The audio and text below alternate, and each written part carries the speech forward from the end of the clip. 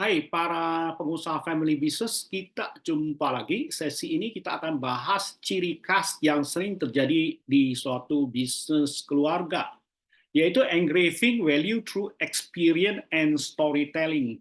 Sering nilai perusahaan keluarga terrefleksi dari tindakan kegiatan sehari-hari perusahaan tersebut yang menjadi budaya, dan tanpa sadar seluruh anggota perusahaan menerimanya karena that's the way how the business is done here.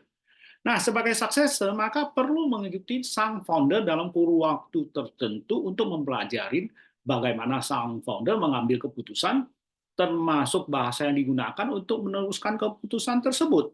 Sehingga timnya bisa melaksanakan keinginan dengan tepat dan baik dari sang founder. Sering bahasa yang dipakai sudah tidak zaman lagi, entah dianggap terlalu kasar dengan bahasa perintah yang direct to the point, ataupun dengan emosi yang menuap.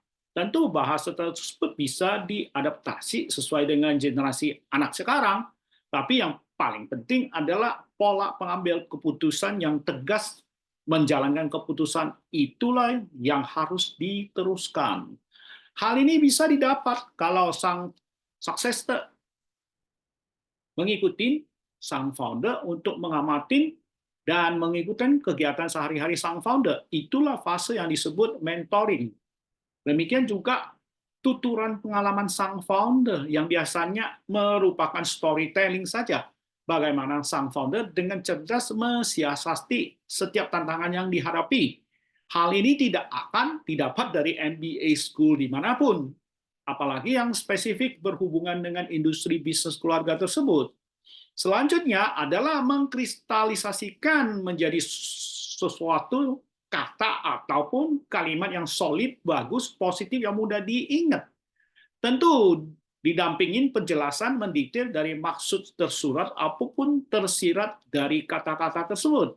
Kalau perusahaan sudah semakin besar, adalah tugas bagian HRD untuk mengcomply dan menyusun pengalaman dan story mengenai maksud dari elemen budaya perusahaan tersebut. Hal ini penting sehingga dalam proses onboarding karyawan baru, mereka diindoktrinasi mengenai how business is done here. Ciri khas perusahaan keluarga, selain perusahaan tersebut menerapkan model manajemen yang cukup standar, pasti punya bisnis model yang cukup spesifik, sehingga perusahaan tersebut bisa stand out from the crowd.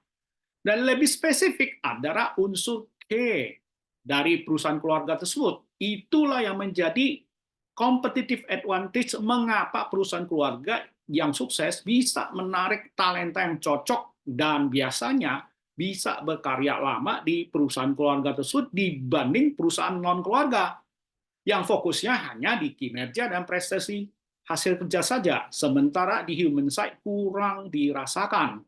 Biasanya bagian care tersebut terrefleksi dari fasilitas tertentu yang disetujui oleh sang founder yang tidak diumumkan dan tidak berlaku untuk umum. Akhirnya tercipta budaya inside circle, alias yang dekat dengan founder akan mendapat fasilitas yang menggiurkan tanpa diumumkan secara resmi, dan praktek ini juga melemahkan proses regenerasi secara cepat untuk menarik anak muda yang berpotensi untuk bergabung ke bisnis keluarga tersebut.